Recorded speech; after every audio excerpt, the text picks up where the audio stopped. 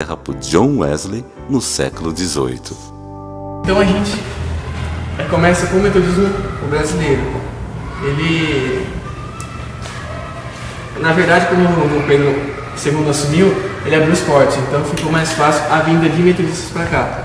O primeiro veio em Fontaine Epitz. Ele veio para o Brasil, ele funda igrejas em Belém do Pará, só que essas igrejas elas cresceram um pouco, mas também tinha muita dificuldade de se pregar aqui por causa o Brasil era uma colônia católica ainda. A religião oficial era o catolicismo romano, eles perseguiam, tanto que teve um também que veio, eu acho que foi o Daniel Kidder, que ele foi apedrejado e as pessoas ficaram tão horrorizadas com aquilo que elas ameaçavam os padres por ter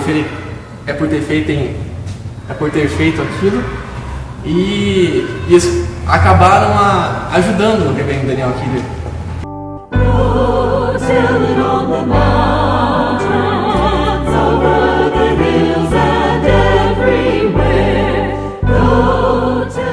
No mesmo ano foi publicado a primeira edição do Metodista, atual expositor cristão. A história mostra que em setembro de 1886 foi realizada a conferência anual, que é equivalente ao nosso concílio hoje. E esta conferência foi feita na capela da Igreja Metodista do Catete, no Rio de Janeiro. Os assuntos basicamente foram dois apenas: área geográfica e Assembleia Metodista Anual. Até então, a região dividia-se em Catete, Rio de Janeiro, com duas congregações, uma brasileira e outra estrangeira, culto em inglês e em português. Totalizavam 63 membros, São Paulo tinha somente 13 membros arrolados. Juiz de Fora, em Minas e ainda em São Paulo, Piracicaba, esta era a região da época. Nesta época, a Igreja Metodista contava com apenas 214 membros arrolados.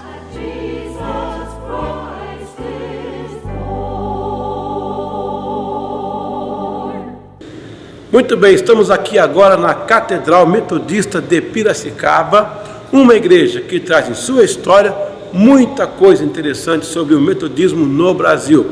Por aqui passaram grandes homens de Deus e a história desta igreja tem tocado muitas outras.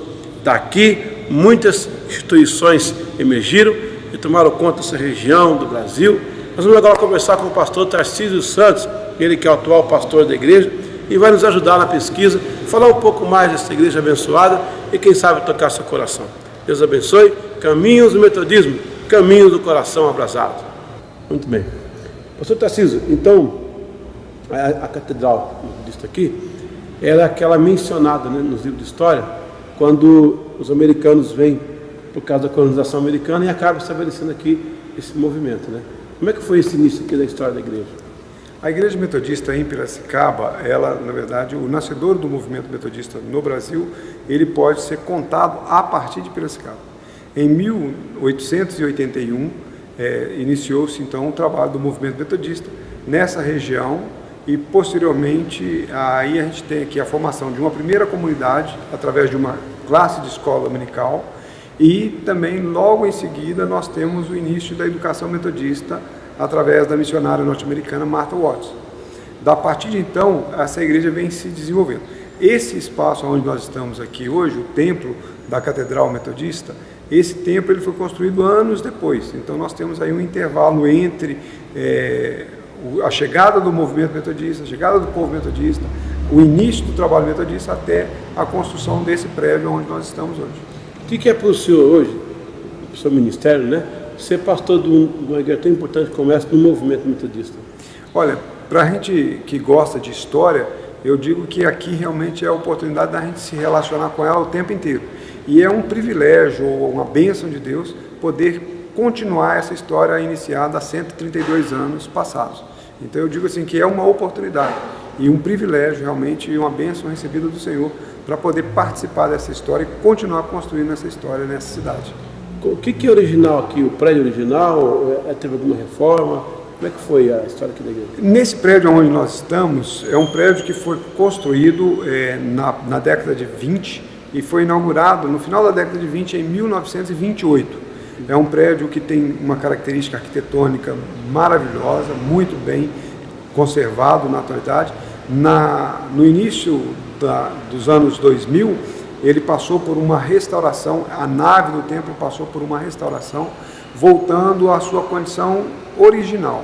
Então tem todo um trabalho de restauro que foi feito na nave do templo. A parte externa do templo conserva a sua estrutura arquitetônica desde a sua inauguração. Então a gente pode observar que nós estamos realmente dentro de algo que faz parte dessa história, ou seja, de 1928 até hoje, são 86 anos que esse prédio vem se conservando ao longo dos anos e o cuidado realmente que a gente tem de conservar esse prédio. Então assim, hoje o que nós temos aqui do prédio é tudo original, não tem nada que foi colocado posteriormente.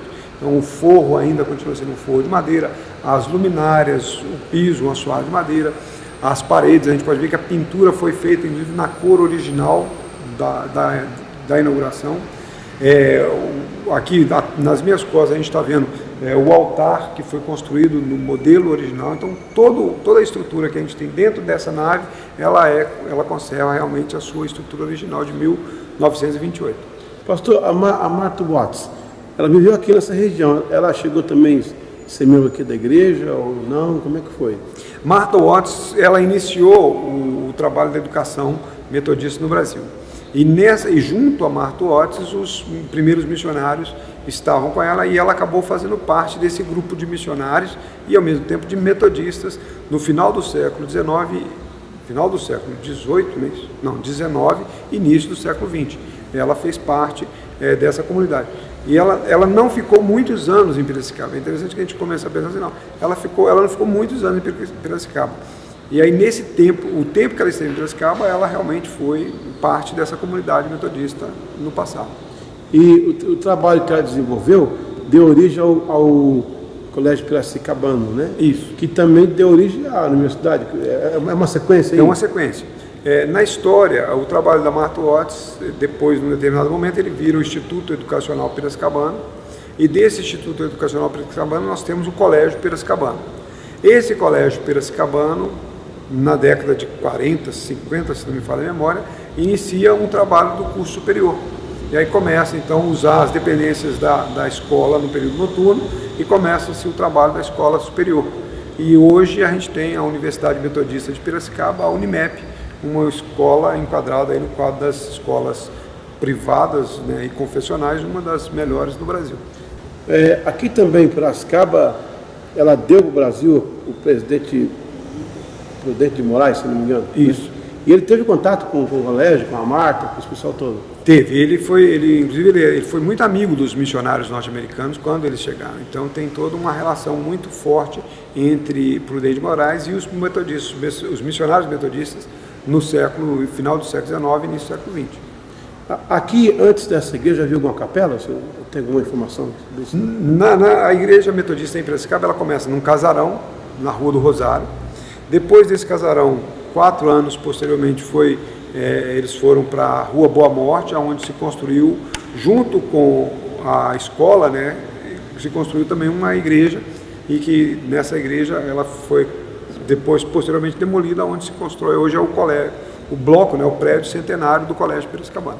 Pastor, foi aqui que teve aquela polêmica da torre?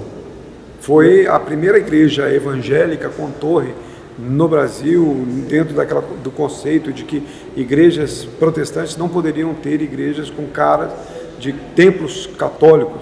Então teve sim a ideia, foi a primeira igreja, essa que eu digo da Rua Boa Morte, em que se construiu uma torre ao lado da igreja.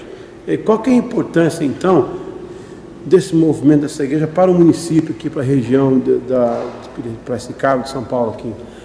A gente pode afirmar com segurança que a igreja metodista na cidade de Piracicaba, ela é a primeira igreja, ou a primeira casa de oração protestante, né? A primeira comunidade protestante nessa região, Piracicaba, Campinas, Sorocaba, esse pedaço aqui do estado de São Paulo.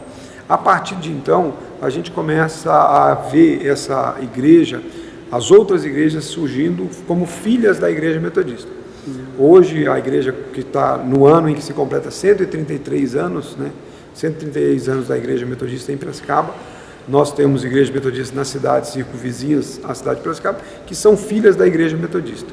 Além, é claro, de outras igrejas de teologia wesleyana que hoje nós temos na cidade de Piracicaba. Posteriormente, uma conferência anual teve resoluções para tornar a Igreja Metodista uma pessoa jurídica no país. Ela aconteceu em julho de 1886. Foi frustrante porque o governo do Império não reconheceu, o que somente depois a República aceitou a Igreja como organização jurídica no Brasil. O bispo Gunbury foi o primeiro bispo a realizar a Conferência Geral Brasileira. Este quase desistiu de vir pelo fato de ter poucos membros apenas na conferência. Tarboux era um pregador das principais igrejas. Foi o primeiro bispo metodista eleito. A consolidação da Igreja Brasileira deu-se oficialmente em 1930. A Igreja foi estabelecendo-se no Rio Grande do Sul, São Paulo, Rio de Janeiro, Minas Gerais. Esses vitrais amarelos e verdes, isso aí é um recado da época? Eu ouvi isso em algum lugar, essa história. Na verdade é o seguinte, os vitrais com essas cores verde, amarelo, e também nós temos alguns vidros azuis, eles têm aí a ideia de nacionalismo. A igreja, ela, no início do século XX, os brasileiros que se convertem ao movimento metodista, eles têm então a intenção de fazer dessa igreja uma igreja brasileira. E aí, no finalzinho do período em que se preparava para a autonomia da igreja, na época da inauguração, em 1928, eles então fizeram questão de manter as cores da bandeira do Brasil, verde, amarelo, azul e branco. Mas isso não foi nada assim, tipo, provocação, não, foi um sentimento, foi uma forma de expressar a vontade, é isso? Isso, tinha exatamente, a ideia era fortalecer o sentimento de nacionalismo, olha só, nós estamos no Brasil, nós somos brasileiros, por isso então as cores verde e amarelo. 1928 foi quando foi inaugurado esse templo.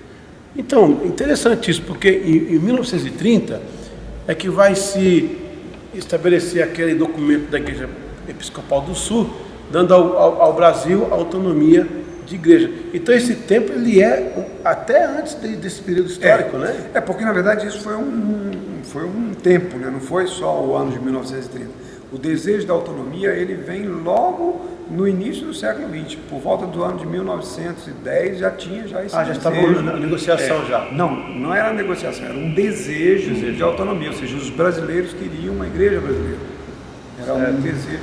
E aí também levando em conta toda a questão da independência no finalzinho do século XIX, então tinha todo esse desejo de uma independência, de uma autonomia, por isso é que se construiu. E aí na ideia de colocar essas cores já faz parte exatamente desse processo, dessa busca pela autonomia. O pastor Juston Nelson trabalhou muitos anos fundando igrejas no Amazonas e Pará. E também o pastor William Taylor plantou a igreja para várias regiões do Nordeste. Fundou igrejas no Pará, Maranhão e Bahia.